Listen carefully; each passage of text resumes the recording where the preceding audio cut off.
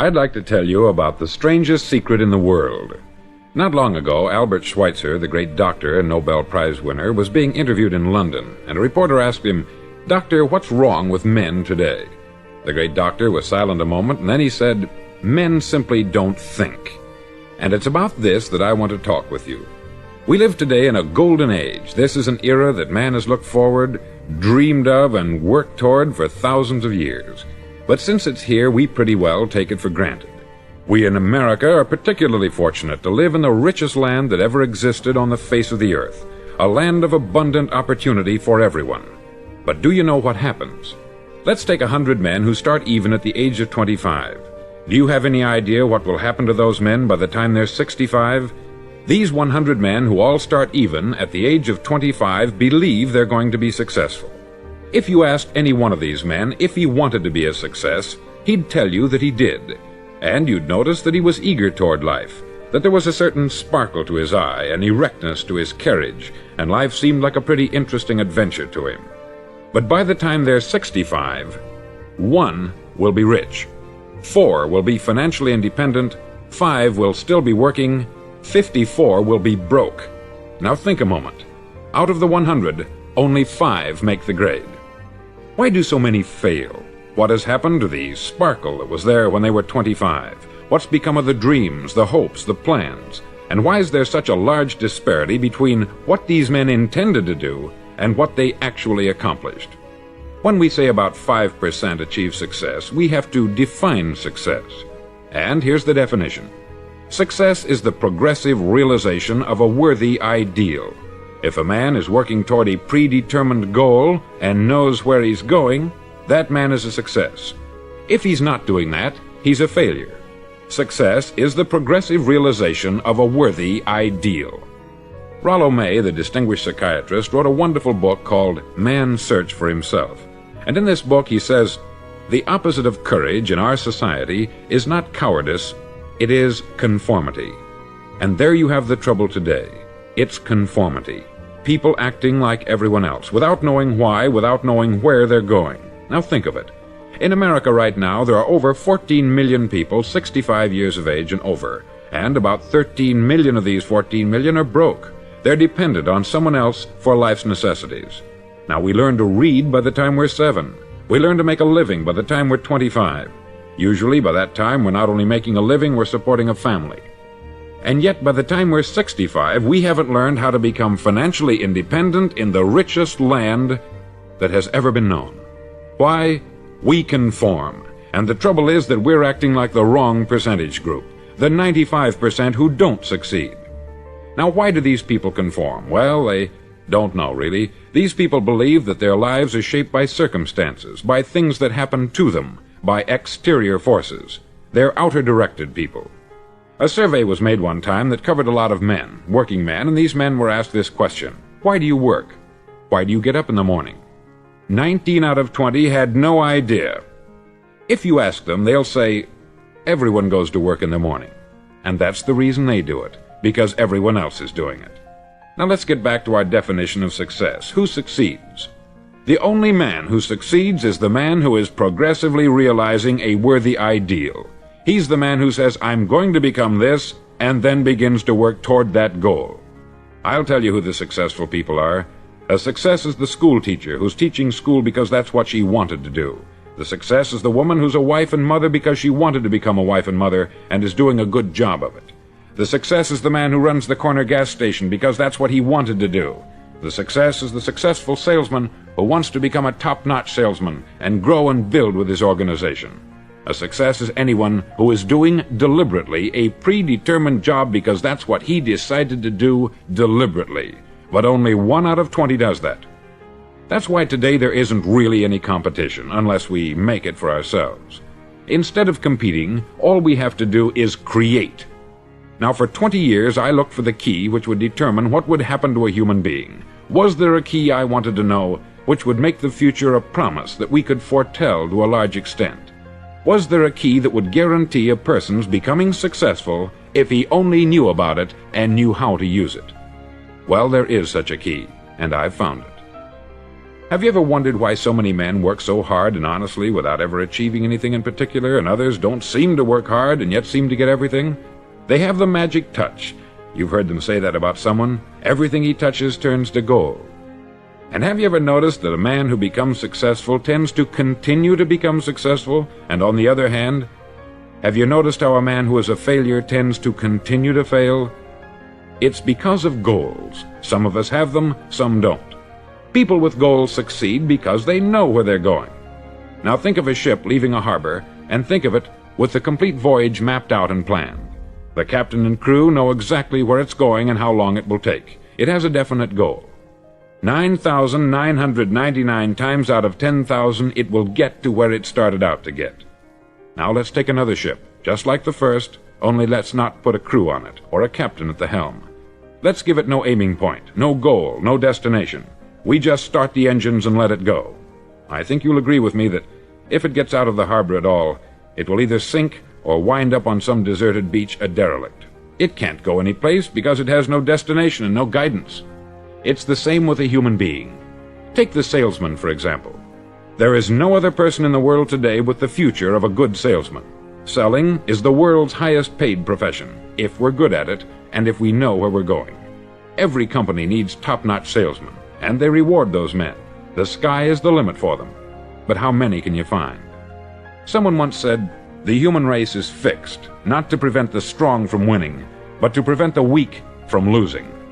The American economy today can be likened to a convoy in time of war. The entire economy is slowed down to protect its weakest link, just as the convoy had to go at the speed that would permit its slowest vessel to remain in formation. That's why it's so easy to make a living today. It takes no particular brains or talent to make a living and support a family today, so we have a plateau of so-called security, if that's what a person's looking for. But we do have to decide how high above this plateau we want to aim for. Now let's get back to the strangest secret in the world, the story that I wanted to tell you today. Why do men with goals succeed in life, and men without them fail? Well, let me tell you something which, if you really understand it, will alter your life immediately. If you understand completely what I'm going to tell you from this moment on, your life will never be the same again. You'll suddenly find that good luck just seems to be attracted to you. The things you want just seem to fall in line. And from now on, you won't have the problems, the worries, the gnawing lump of anxiety that perhaps you've experienced before. Doubt, fear, well, they'll be things of the past. Here's the key to success, and the key to failure. We become what we think about. Now let me say that again. We become what we think about. Throughout all history, the great wise men and teachers, philosophers and prophets have disagreed with one another on many different things. It is only on this one point that they are in complete and unanimous agreement. Listen to what Marcus Aurelius, the great Roman emperor, said. He said, "A man's life is what his thoughts make of it." Disraeli said this, "Everything comes if a man will only wait.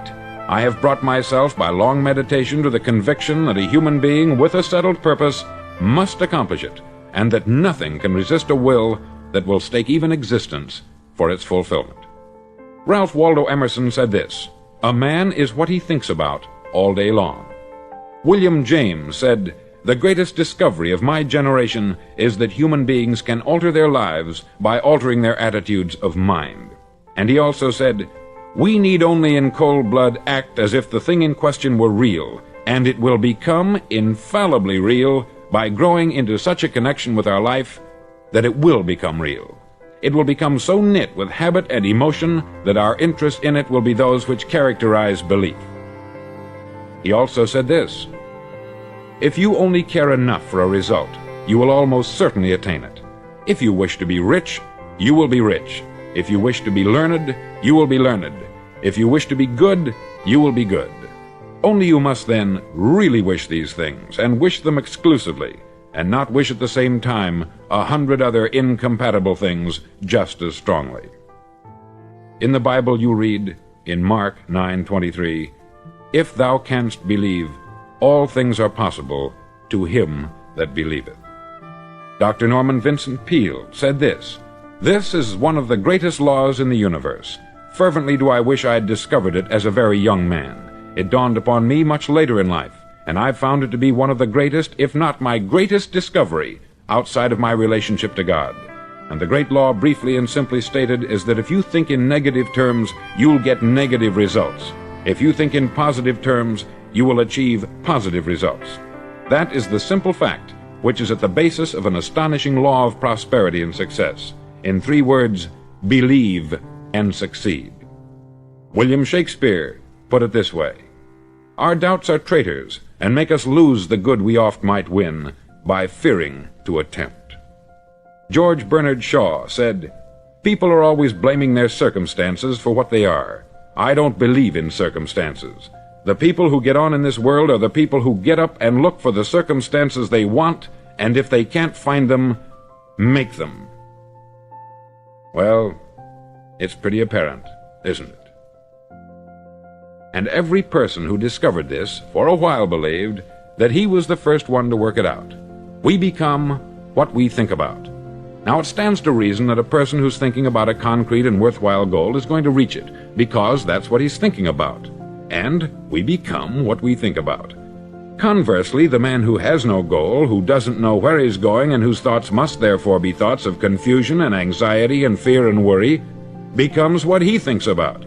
His life becomes one of frustration, fear, anxiety, and worry. And if he thinks about nothing, he becomes nothing. Now, how does it work? Why do we become what we think about? Well, I'll tell you how it works as far as we know. Now, to do this, I want to tell you about a situation that parallels the human mind. Suppose a farmer has some land, and it's good, fertile land. Now, the land gives the farmer a choice. He may plant in that land whatever he chooses. The land doesn't care. It's up to the farmer to make the decision. Now, remember, we're comparing the human mind with the land, because the mind, like the land, doesn't care what you plant in it. It will return what you plant, but it doesn't care what you plant. Now, let's say that the farmer has 2 seeds in his hand. One is a seed of corn, the other is nightshade, a deadly poison. He digs 2 little holes in the earth and he plants both seeds, one corn, the other nightshade. He covers up the holes, waters, and takes care of the land, and what will happen? Invariably, the land will return what is planted. As it's written in the Bible, "As ye sow, so shall ye reap." Remember, the land doesn't care. It will return poison in just as wonderful abundance as it will corn. So up come the 2 plants, one corn, one poison. Now, the human mind is far more fertile, far more incredible and mysterious than the land, but it works the same way. It doesn't care what we plant. Success, failure. A concrete, worthwhile goal, or confusion, misunderstanding, fear, anxiety, and so on. But what we plant, it will return to us. You see, the human mind is the last great unexplored continent on the earth. It contains riches beyond our wildest dreams. It will return anything we want to plant. Now, you might say, well, if that's true, why don't people use their minds more? Well, I think they've figured out an answer to that too. Our mind comes as standard equipment at birth. It's free, and things that are given to us for nothing we place little value on. Things that we pay money for, we value. The paradox is that exactly the reverse is true. Everything that's really worthwhile in life came to us free. Our mind, our soul, our body, our hopes, our dreams, our ambitions, our intelligence, our love of family and children and friends.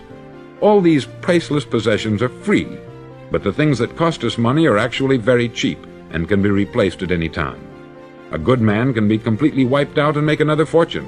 He can do that several times. Even if our home burns down, we can rebuild it, but the things we got for nothing, we can never replace. The human mind isn't used merely because we take it for granted. Familiarity breeds contempt.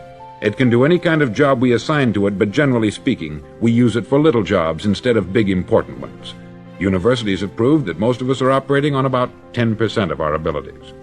Decide now, what is it you want? Plant your goal in your mind. It's the most important decision you'll ever make in your entire life. Do you want to be an outstanding salesman, a better worker at your particular job? Do you want to go places in your company, in your community?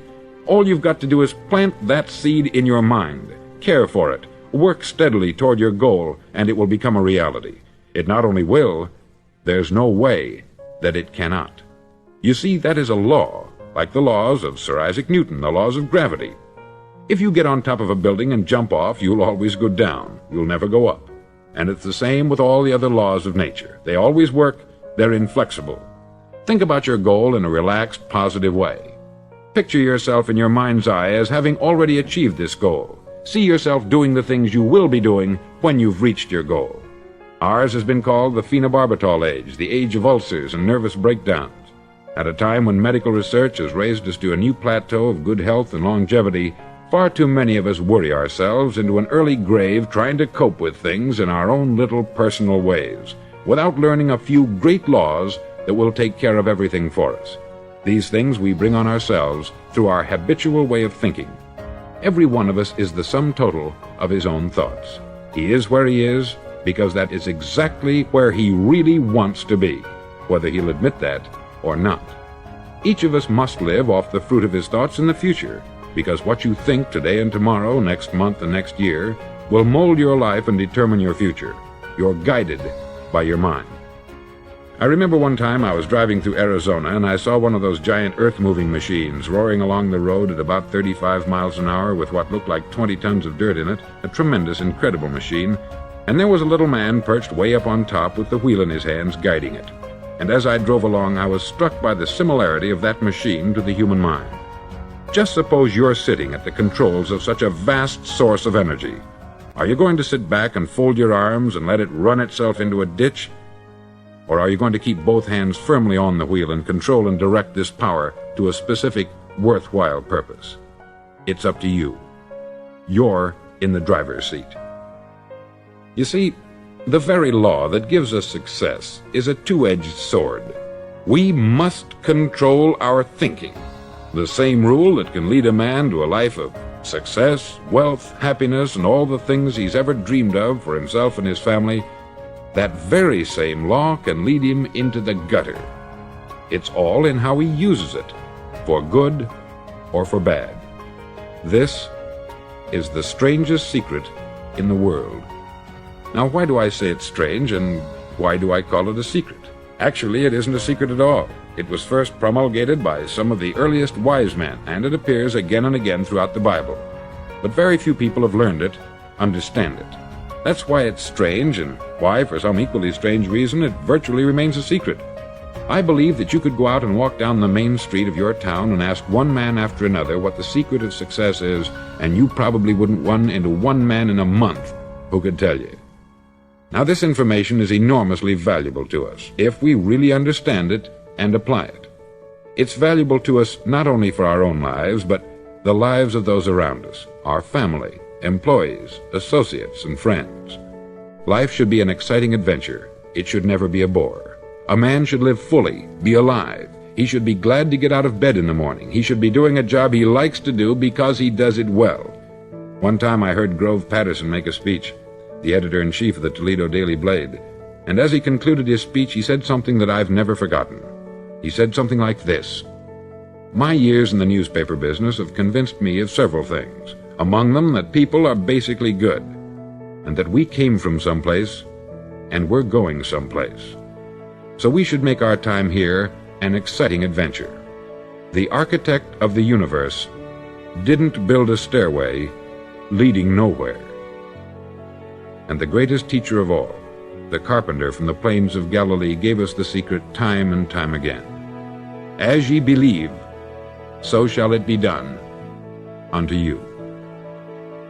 I've explained the strangest secret in the world and how it works. Now I want to explain how you can prove to yourself the enormous returns possible in your own life by putting this secret to a practical test. I want you to make a test that will last 30 days.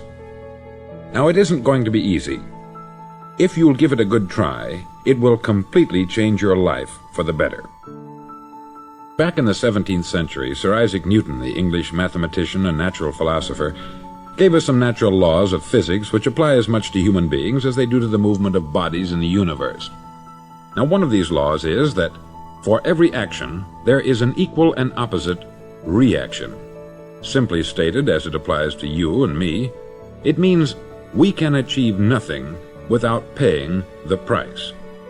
The results of your 30-day experiment will be in direct proportion to the effort you put forth. To be a doctor, you must pay the price of long years of difficult study.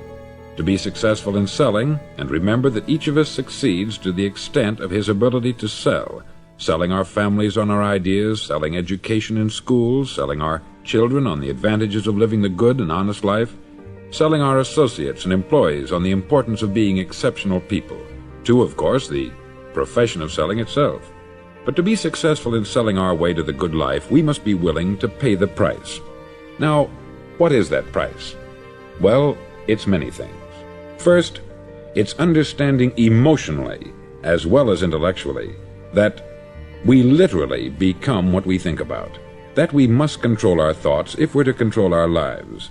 It's understanding fully that, as ye sow, so shall ye reap. Secondly, it's cutting away all the fetters from the mind and permitting it to soar as it was divinely designed to do. It's the realization that your limitations are self-imposed, and that the opportunities for you today are enormous beyond belief. It's rising above narrow-minded pettiness and prejudice. Thirdly, to use all your courage to force yourself to think positively on your own problem, to set a definite and clearly defined goal for yourself, to let your marvelous mind think about your goal from all possible angles, to let your imagination speculate freely upon many different possible solutions, to refuse to believe there are any circumstances sufficiently strong to defeat you in the accomplishment of your purpose, to act promptly and decisively when your course is clear, and to keep constantly aware of the fact that you are, at this moment, standing in the middle of your own acre of diamonds, as Russell Conwell used to point out. Fourth, save at least 10% of what you earn. It's also remembering that no matter what your present job, it has enormous possibilities if you're willing to pay the price. Now let's just go over the important points in the price each of us must pay to achieve the wonderful life that can be ours. It is, of course, worth any price. 1. You will become what you think about. 2. Remember the word imagination. Let your mind soar. 3. Courage. Concentrate on your goal every day. 4. Save 10% of what you earn. And action. Ideas are worthless unless we act on them. Now I'll try to outline the 30-day test I want you to make. Now keep in mind that you have nothing to lose by making this test, and everything you could possibly want to gain. There are two things that may be said of everyone. Each of us wants something, and each of us is afraid of something. I want you to write on a card what it is you want more than anything else. It may be more money. Perhaps you'd like to double your income or make a specific amount of money. It may be a beautiful home. It may be success at your job. It may be a particular position in life. It could be a more harmonious family. Each of us wants something. Write down on your card specifically what it is that you want. Make sure it's a single goal and clearly defined. You needn't show it to anyone, but carry it with you so that you can look at it several times a day. Think about it in a cheerful, relaxed, positive way each morning when you get up, and immediately you have something to work for, something to get out of bed for, something to live for. Look at it every chance you get during the day and just before going to bed at night. As you look at it, remember that you must become what you think about, and since you're thinking about your goal, you realize that soon it will be yours. In fact, it's yours really the moment you write it down and begin to think about it. Look at the abundance all around you as you go about your daily business. You have as much right to this abundance as any other living creature. It's yours for the asking. Now we come to the difficult part. Difficult because it means the formation of what is probably a brand new habit, and new habits are not easily formed. Once formed, however, it'll follow you for the rest of your life. Stop thinking about what it is you fear. Each time a fearful or negative thought comes into your consciousness, replace it with a mental picture of your positive and worthwhile goal. There will come times when you will feel like giving up. It's easier for a human being to think negatively than positively. That's why only 5% is successful. You must begin now to place yourself in that group. For 30 days, you must take control of your mind. It will think only about what you permit it to think. Each day for this 30-day test, do more than you have to do. In addition to maintaining a cheerful, positive outlook, give of yourself more than you've ever done before. Do this knowing that your returns in life must be in direct proportion to what you give. The moment you decide on a goal to work toward, you're immediately a successful person. You're then in that rare and successful category of people who know where they're going. Out of every 100 people, you belong to the top 5. Don't concern yourself too much with how you're going to achieve your goal. Leave that completely to a power greater than yourself. All you have to do is know where you're going. The answers will come to you of their own accord. Remember these words from the Sermon on the Mount, and remember them well. Keep them constantly before you this month of your test. Ask, and it shall be given you. Seek, and ye shall find. Knock, and it shall be opened unto you. For every one that asketh receiveth, and he that seeketh findeth, and to him that knocketh it shall be opened. It's as marvelous and as simple as that. In fact, it's so simple that in our seemingly complicated world it's difficult for an adult to understand that all he needs is a purpose and faith. For 30 days, do your best. If you're a salesman, go at it as you've never done before, not in hectic fashion, but with the calm, cheerful assurance that time well spent will give you the abundance in return you deserve and want. No matter what your job, do it as you've never done it before for 30 days. And if you've kept your goal before you every day, you'll wonder and marvel at this new life you've found. Dorothea Brand, outstanding editor and writer, discovered it for herself and tells about it in her fine book, Wake Up and Live. Her entire philosophy is reduced to the words, act as though it were impossible to fail.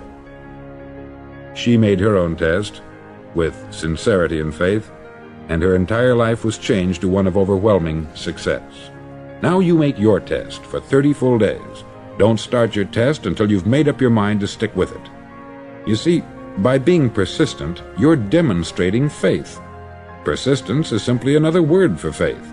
If you didn't have faith, you would never persist. If you should fail during your first 30 days, by that I mean suddenly find yourself overwhelmed by negative thoughts, you've got to start over again from that point and go 30 more days. Gradually your new habit will form until you find yourself one of that wonderful minority to whom virtually nothing is impossible. Don't forget the card. It's vitally important as you begin this new way of living. On one side of the card, write your goal, whatever it may be.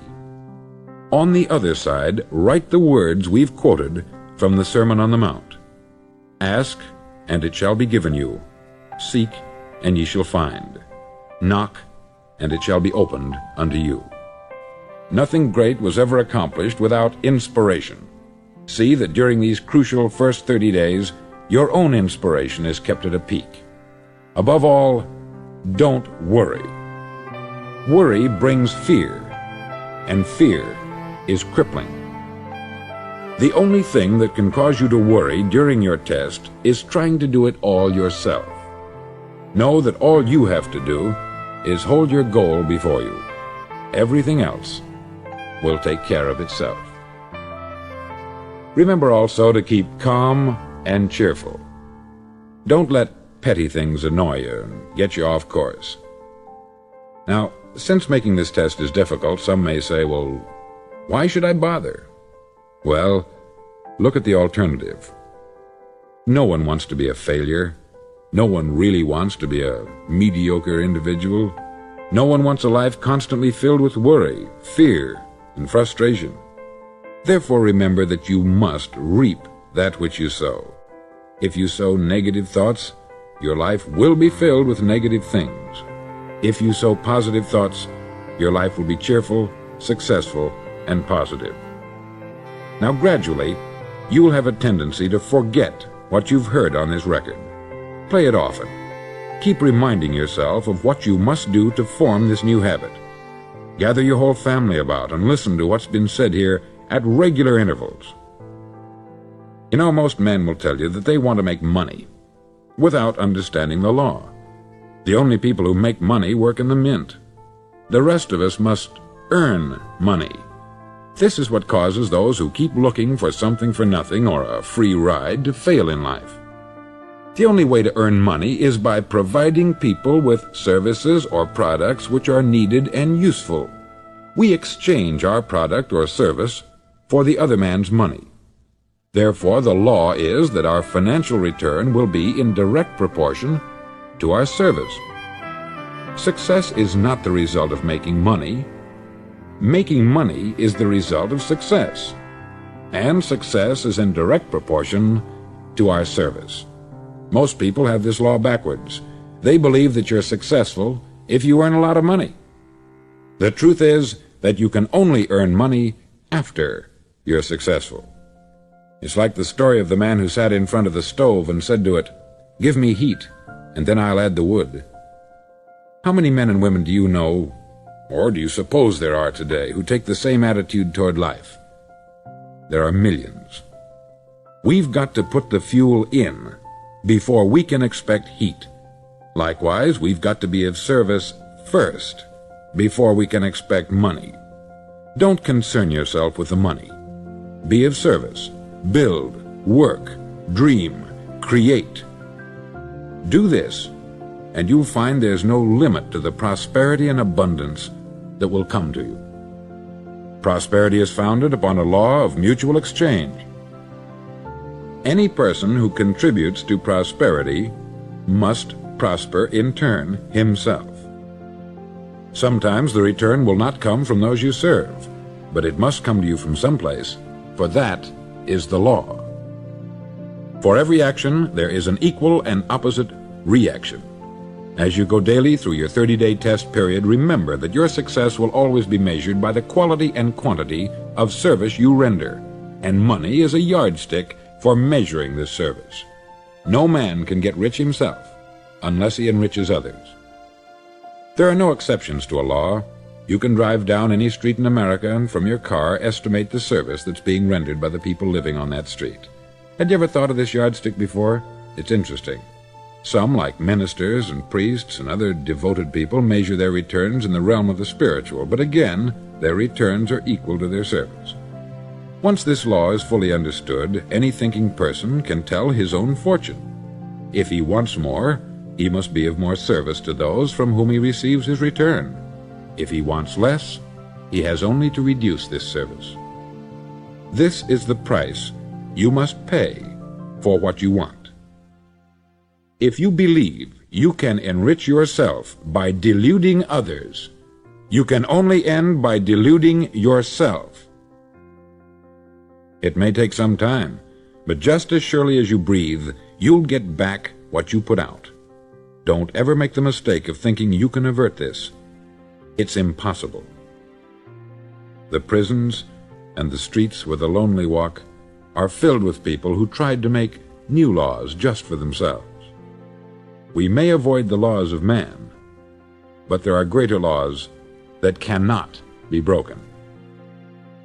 An outstanding medical doctor recently pointed out 6 steps that will help you realize success. 1. Set yourself a definite goal. 2. Quit running yourself down. 3. Stop thinking of all the reasons why you cannot be successful, and instead think of all the reasons why you can. 4. Trace your attitudes back through your childhood and try to discover where you first got the idea you couldn't be a success, if that's the way you've been thinking. 5. Change the image you have of yourself by writing out a description of the person you would like to be. And 6. Act the part of the successful person you have decided to become. The doctor who wrote those words is a noted West Coast psychiatrist, David Harold Fink, M.D. Do what all experts since the dawn of recorded history have told you you must do. Pay the price by becoming the person you want to become. It's not nearly as difficult as living unsuccessfully. Make your 30-day test. Then repeat it. Then repeat it again. Each time it will become more a part of you until you'll wonder how you could ever have lived any other way. Live this new way, and the floodgates of abundance will open and pour over you more riches than you may have dreamed existed. Money? Yes, lots of it. But what's more important you'll have peace. You'll be in that wonderful minority who lead calm, cheerful, successful lives. Start today. You have nothing to lose, but you have a life to win.